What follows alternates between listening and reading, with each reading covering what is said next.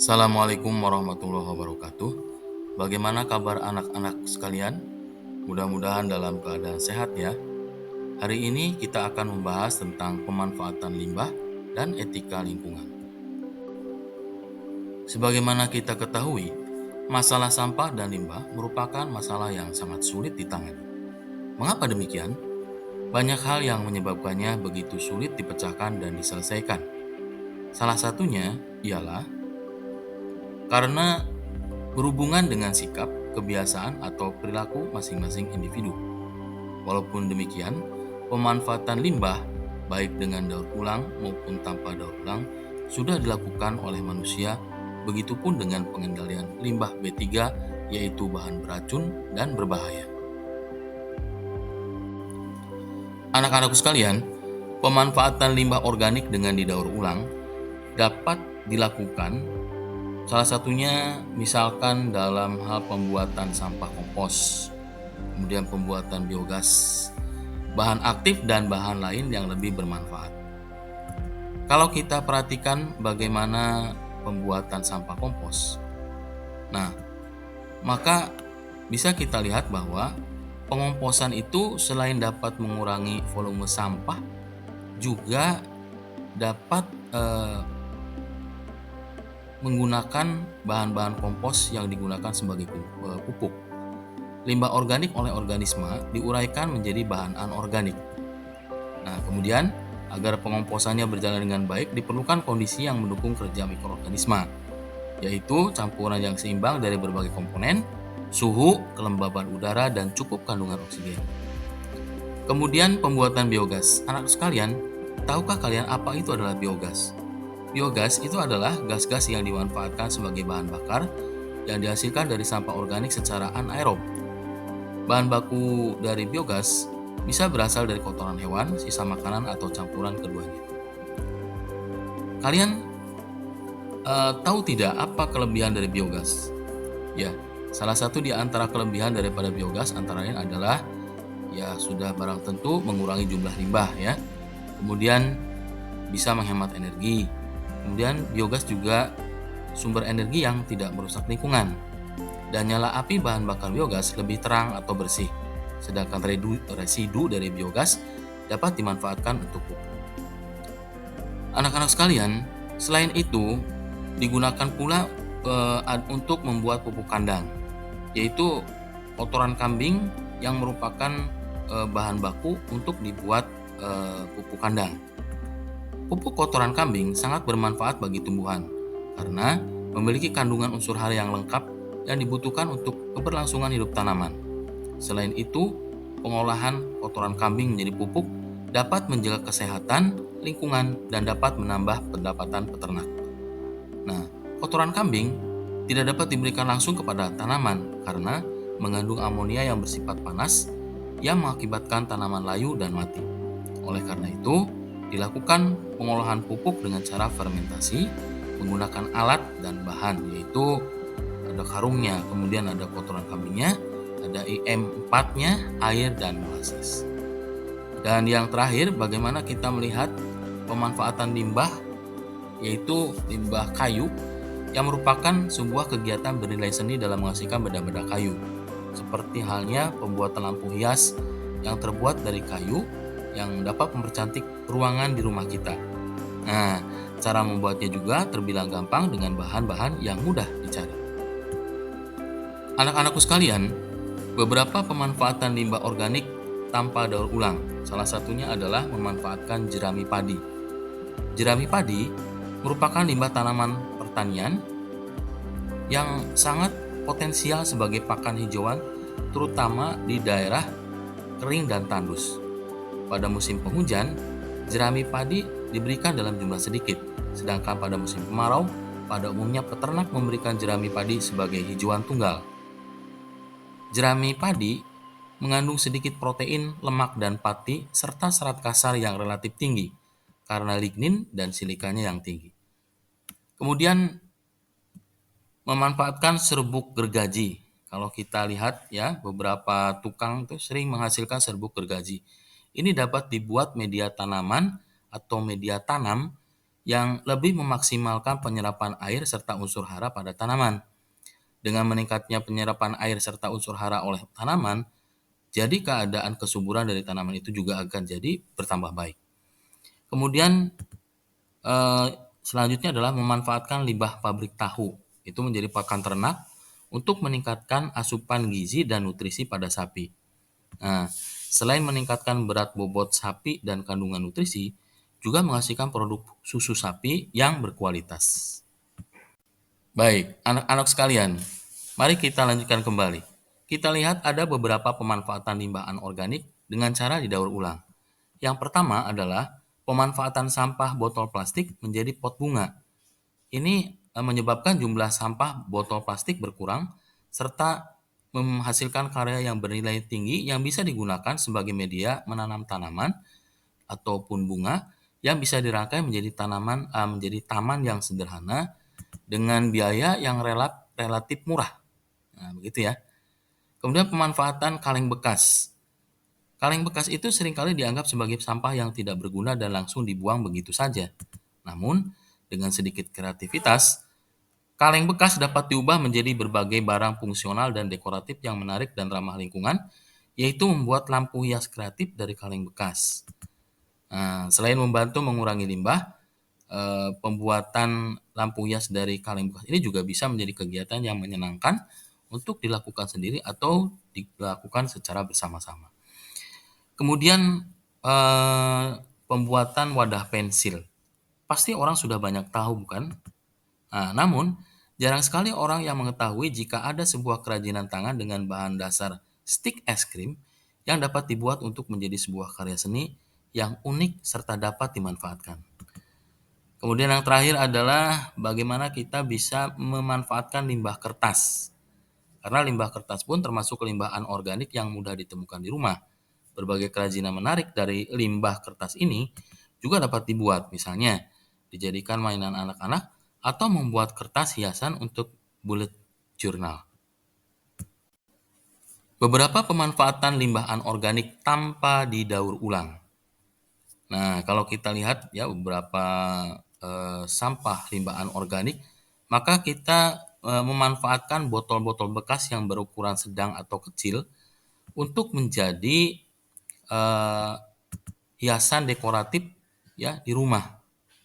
Caranya adalah mengubah botol bekas itu dengan memasukkan bunga atau pasir pantai dan beberapa karang serta menghiasnya sesuai dengan selera. Kemudian kita juga bisa memanfaatkan bahan ban kendaraan yang terbuat dari karet. Bahan ban kendaraan yang terbuat dari karet itu bukanlah bahan paling ramah lingkungan. Bahan bekas, ya, bahan ban dari bahan bekas itu sulit untuk didaur ulang. Namun, bukan berarti tidak ada cara kreatif dalam mensiasati penggunaan bahan bekas tersebut. Untuk menghindarkan material ban mencemari alam, salah satunya membuat ayunan menggunakan bahan bekas. Kemudian memanfaatkan kaleng bekas dari makanan favorit.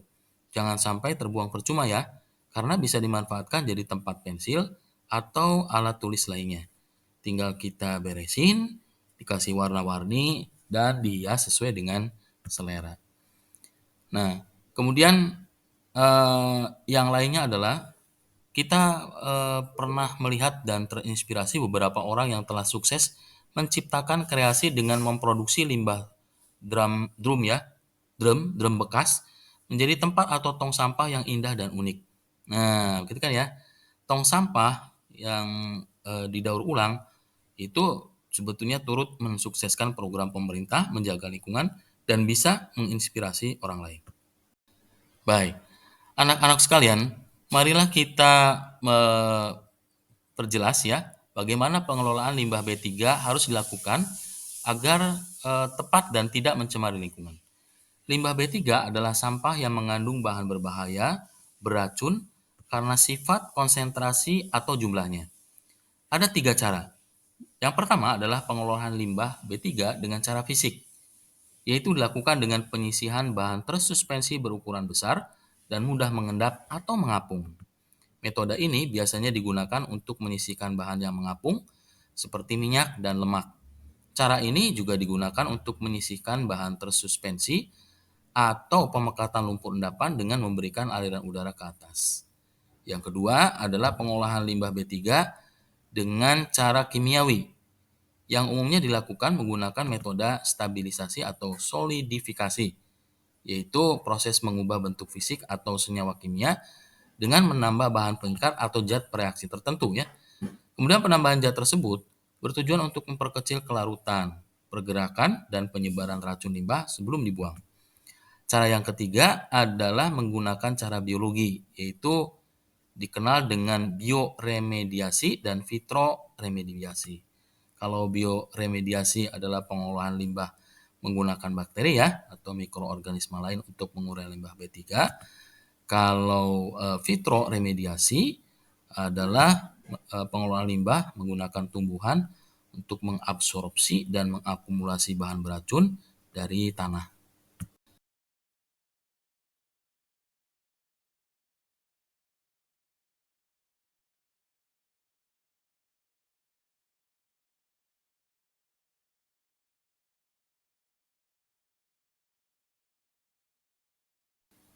Anak-anakku sekalian, tidak bisa dimungkiri ya, perkembangan industri dan pembangunan yang kian pesat berimplikasi kepada penurunan kualitas lingkungan, hingga ke tahap tidak dapat dipulihkan kembali menjadi sedia kala. Nah, begitu banyak masalah perusakan lingkungan, seperti deforestasi, alih fungsi lahan, polusi udara, pencemaran limbah, dan aktivitas lainnya yang dilakukan karena keuntungan ekonomi yang semata-mata karena keuntungan ekonomi. Dalam upaya memastikan kelestarian lingkungan, diperlukan langkah strategis yang diimbangi tujuan berbasis ekologis dan sosial yang berkesinambungan.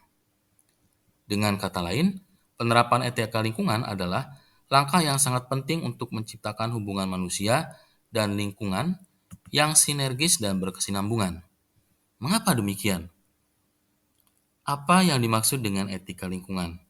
Kemudian, seperti apa contoh penerapan etika lingkungan? Nah, perlu kita ketahui bahwa etika lingkungan adalah paradigma moralitas manusia dalam hubungannya dengan lingkungan hidup sekitarnya, dan memiliki beberapa teori yang menjelaskan tentang etika lingkungan, seperti halnya teori antroposentrisme, biosentrisme, dan ekosentrisme. Serta pembelajaran etika lingkungan juga termasuk cara pandang manusia tersebut terhadap lingkungan, yaitu secara holistik dan transenden. Anak-anakku sekalian, kalau kita membicarakan tentang kata etika, maka etika itu berasal dari bahasa Yunani, yaitu dari kata ethos, artinya adat istiadat atau kebiasaan. Sedangkan lingkungan adalah segala sesuatu yang ada di sekitar manusia yang mempengaruhi kehidupan kesejahteraan manusia dan makhluk hidup yang lainnya, baik secara langsung maupun tidak langsung. Sehingga yang dimaksud dengan etika lingkungan adalah pendekatan holistik untuk memahami dan mengevaluasi kewajiban moral manusia untuk melindungi dan melestarikan lingkungan. Terdapat 3 teori etika lingkungan, yaitu antroposentrisme. Teori ini memandang manusia sebagai pusat dari sistem alam dan segala kebijakan terhadap lingkungan hidup harus berdasarkan pada kepentingan manusia. Teori ini dianggap sebagai teori yang paling dangkal atau shallow environmental ethics dan bersifat egois karena menganggap alam hanya sebagai objek serta sarana untuk memenuhi kebutuhan hajat hidup manusia saja, sehingga menyebabkan eksploitasi tanpa mempedulikan keseimbangan lingkungan. Etika ini bersifat instrumentalistik, artinya pola hubungan manusia dengan alam, yaitu alam sebagai alat kepentingan manusia. Manusia peduli terhadap alam demi menjamin kebutuhan hidup manusia, sehingga jika alam itu tidak berguna bagi kepentingan manusia, maka akan diabaikan saja. Teori yang kedua adalah biosentrisme. Nah, teori biosentrisme memandang semua makhluk hidup sebagai sesuatu yang mempunyai hak untuk lepas dari kepentingan manusia dan menempatkan alam dan makhluk hidup dengan nilai moral yang ada dalam dirinya masing-masing. Menurut teori ini, Alam adalah komunitas moral, baik manusia maupun makhluk hidup lain pantas dipertimbangkan nilai kehidupannya secara serius tanpa memperhatikan pertimbangan hajat manusia. Teori biosentrisme disebut juga intermediate environmental ethics. Pada intinya, berpusat pada komunitas biotis dan seluruh kehidupan yang ada di dalamnya. Manusia tidak mengorbankan kehidupan yang lain begitu saja atas dasar pemahaman bahwa alam dan segala isinya ini tidak bernilai bagi dirinya sendiri. Teori yang ketiga adalah ekosentrisme. Dalam pemahaman ekosentrisme, makhluk hidup atau biotik dan benda tidak hidup atau abiotik saling berkaitan. Ekosentrisme memperluas etika mencakup seluruh aspek ekologis baik yang hidup maupun tidak hidup untuk membangun ekosistem yang sehat. Menurut teori ini, aspek biotik dan abiotik saling menopang untuk menciptakan keseimbangan sehingga dianggap sebagai etika lingkungan dengan pemahaman mendalam atau deep environmental ethics. Pada biosentrisme, konsep etika dibatasi pada komunitas yang hidup atau biotis, seperti tumbuhan dan hewan. Sedang pada ekosentrisme, pemakaian etika diperluas untuk komunitas ekosistem seluruhnya, yaitu biotis dan abiotis. Anak-anakku sekalian, terdapat dua cara pandang manusia terhadap lingkungan, yaitu secara holistik dan transenden. Menurut pandangan holistik, manusia dapat memisahkan dirinya dengan sistem biofisik sekitarnya. Namun, manusia masih merasa adanya hubungan fungsional sehingga membentuk satu kesatuan sosio-biofisik. Pandangan imanen yang diakui oleh masyarakat timur awalnya terkesan kuno atau primitif. Tetapi, jika direnungkan, mereka lebih bersahabat dengan alam. Salah satu contohnya adalah aturan para leluhurnya dijadikan sebagai norma untuk menjaga lingkungan alam secara langsung atau secara tidak langsung memelihara lingkungan alam. Contohnya saja di kalangan masyarakat Baduy, ada sejumlah buyut atau tabu yang harus dijauhi oleh orang Baduy, bahkan oleh orang luar yang kebetulan sedang berada di wilayah Kanekes di Banten misalkan. Larangan tersebut adalah mengubah jalan air, merombak tanah, masuk hutan larangan, menebang dan mengambil hasil hutan larangan, memiliki dan menggunakan barang-barang pabrik yang dibuat oleh mesin, misalnya cangkul dan bajak. Nah, hal ini tentu akan bertujuan mempertahankan daripada kelestarian lingkungan. Cara pandang terhadap lingkungan secara holistik, yaitu baik langsung atau tidak langsung, mengikat pada leluhur masyarakatnya lebih mementingkan untuk menjaga dan memelihara lingkungan alam, seperti yang terjadi pada masyarakat Baduy atau masyarakat suku Asmat, suku Bajo, dan masyarakat suku Huaulu. Anak-anakku sekalian, menurut pandangan transenden, sekalipun secara ekologi manusia itu tidak dapat dipisahkan dari alam lingkungan, tetapi pada pandangan ini manusia merasa terpisah dari lingkungannya. Kemudian alam, ya, menurut pandangan transenden ini dieksploitasi sebesar-besarnya untuk kesejahteraan hidup manusia.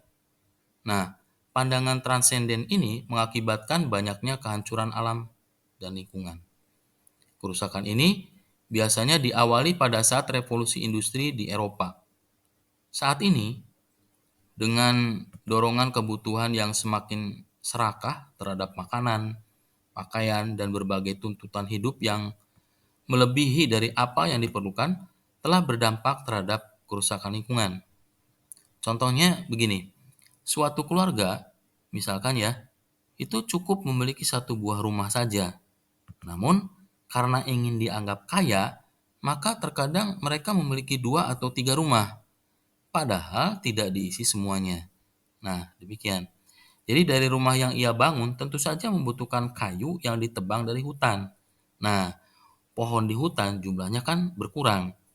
Nah, berkurangnya pohon di hutan ini sebetulnya hanya untuk memenuhi rasa gengsi manusia yang serakah. Nah, begitu. Jadi, anak-anak sekalian, cara pandang manusia terhadap lingkungan secara transenden, di mana alam lingkungan itu dieksploitasi sebesar-besarnya untuk kesejahteraan manusia, banyak mengakibatkan kerusakan alam, seperti terjadinya kebakaran hutan, penggundulan hutan, banjir, pencemaran udara, dan lain sebagainya. Baiklah, demikian anak-anakku sekalian penjelasan mengenai pemanfaatan limbah dan etika lingkungan. Mudah-mudahan materinya dapat dimengerti ya. Tetap semangat untuk belajar. Begitu saja ya. Assalamualaikum warahmatullahi wabarakatuh.